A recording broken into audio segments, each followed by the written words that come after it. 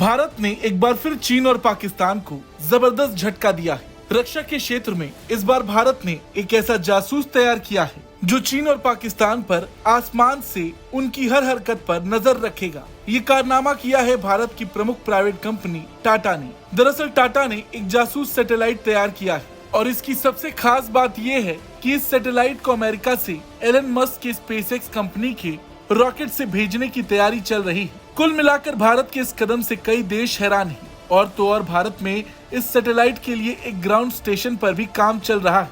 ये ground station asset को control करेगा और उससे सब मीटर रेजोल्यूशन इमेजरी को प्रोसेस करेगा।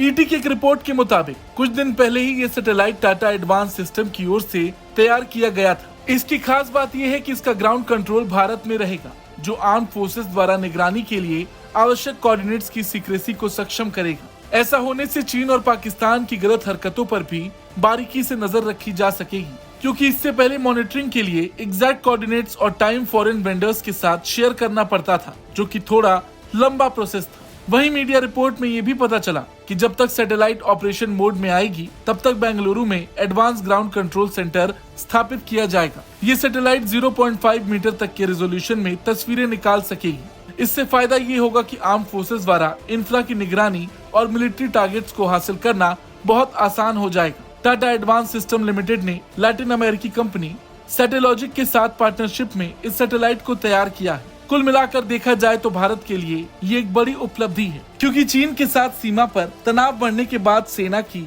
बॉर्डर की निगरानी की जरूरतें काफी बढ़ गयी और अभी भी सेना को सैटेलाइट इंटेलिजेंस के लिए अमेरिकी कंपनियों पर निर्भर रहना पड़ता है। इसरो के पास भी सब मीटर रेजोल्यूशन सैटेलाइट हैं, लेकिन वो सेना की जरूरत के हिसाब से पर्याप्त साबित नहीं हो पाते। अब भारत को किसी पर निर्भर रहने की जरूरत नहीं पड़ेगी, क्योंकि कई बार ऐसा भी होता है कि सेना को बड़े कवरेज की जरूरत होती है और वहाँ पर थोड़ी दिक्कत का सामना करना पड़ता है।